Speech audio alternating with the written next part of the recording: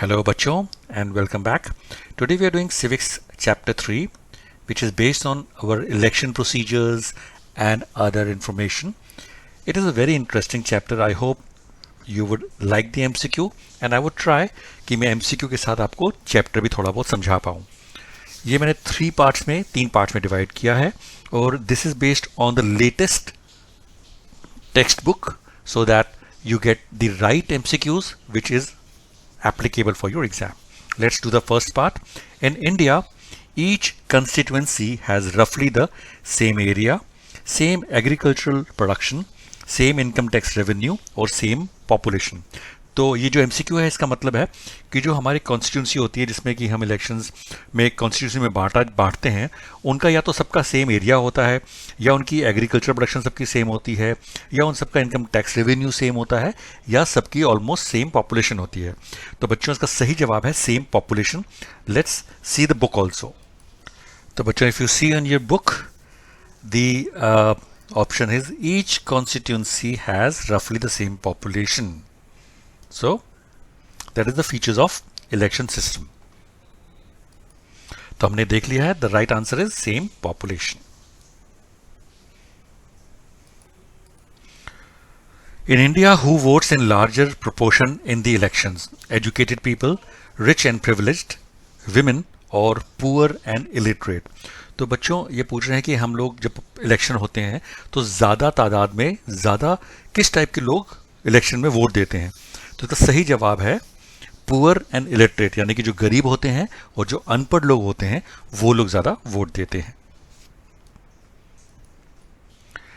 Fraud and malpractices indulged by a party और candidate to increase its votes is impersonation, rigging, coalition, booth capturing. तो बच्चों ये सवाल है कि जो पार्टी या कैंडिडेट फ्रॉड करता है या गलत तरीके से अपने वोट्स को बढ़ाने का जरिया ढूंढता है तो उसे क्या कहते हैं. इम्पर्सनेशन यानी कि आप किसी और के शक्ल के या किसी और को इम्पर्सनेट करें, वो नहीं होता. इसका सही जवाब होता है रिगिंग. तो सही जवाब है rigging. In India elections for which of these bodies are held after every 5 year? Lok Sabha and Vidhan Sabha, only Lok Sabha, Vidhan Parishad या राज्यसभा. तो बच्चों if you have read the book the correct answer for this is कि हर 5 साल में किसके इलेक्शन होते हैं, कौन सी बॉडी के. इसका सही जवाब है Lok Sabha and Vidhan Sabha. How many assembly seats are there in Haryana Vidhan Sabha assembly? 80, 90, 70 और 100. तो बच्चों as per the latest textbook इसका करेक्ट आंसर है, हम पहले रेफर करते हैं बुक को.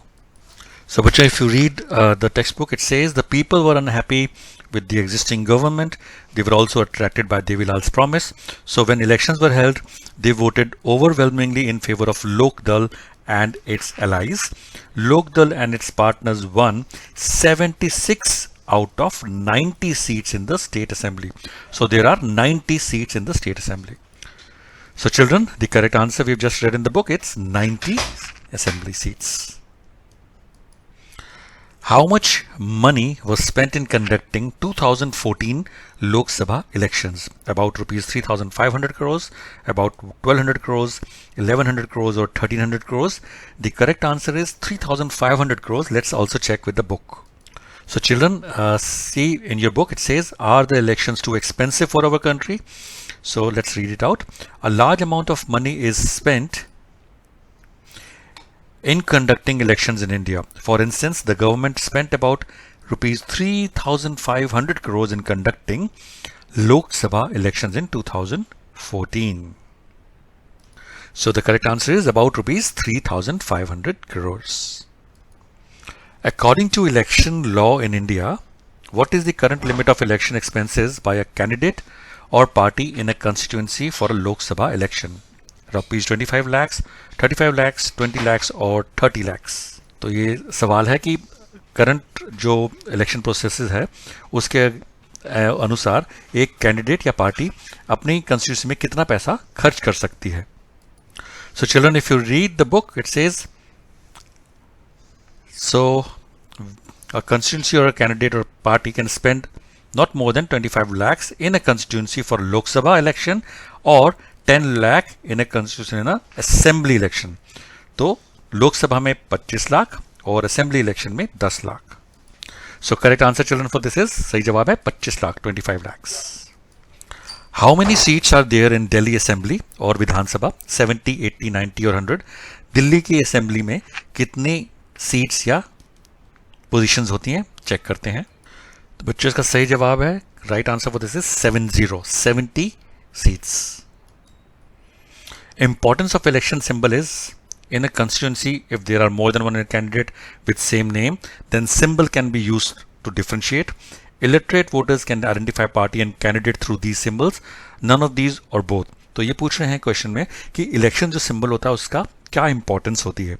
तो ऑप्शंस हमारे दोनों सही हैं कि जो अनपढ़ लोग होते हैं वो सिंबल से वोट दे सकते हैं, और अगर सेम नाम के दो अलग अलग पार्टी के लोग हैं, मान लो अशोक शर्मा दो लोग हैं और दो अलग अलग पार्टी से हैं, तो आप उनका सिंबल देख के आप उनको वोट कर सकते हैं। तो इसका सही जवाब बोथ है। For Lok Sabha elections, the country is divided into dash constituency 533, 543, 563 or 553. So children, the correct answer for this is 543. Let's see if we can get it in the book also. So आप देखेंगे for Lok Sabha elections, the country is divided into 543 constituencies. So correct answer is children 543. तो सही जवाब है 543. A ballot paper is a sheet of paper which contains the names of the registered party, party workers, officials of the party or contesting candidates.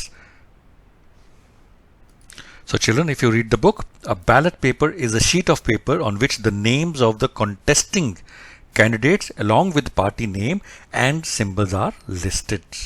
So सही जवाब है contesting candidates, जो contest कर रहे हैं, जिनको आपको वोट देना है, उनके नाम, उनकी पार्टी का साइन, नेम, सब कुछ लिखा होता है, उसको कहते हैं बैलेट पेपर, जो पहले हम यूज करते थे।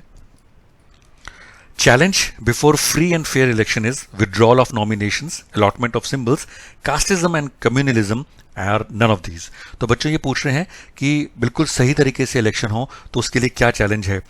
नॉमिनेशन विड्रॉ करना चैलेंज नहीं है, सिंबल अलॉटमेंट करना चैलेंज नहीं है, लेकिन जो चैलेंज होता है इलेक्शन कमीशन को वो होता है कास्टिज्म और कम्युनलिज्म, कि लोग कास्ट और कम्युनिटी के बेस पे इलेक्शंस को खराब करते हैं। तो इसका सही जवाब है कास्टिज्म एंड कम्युनलिज्म।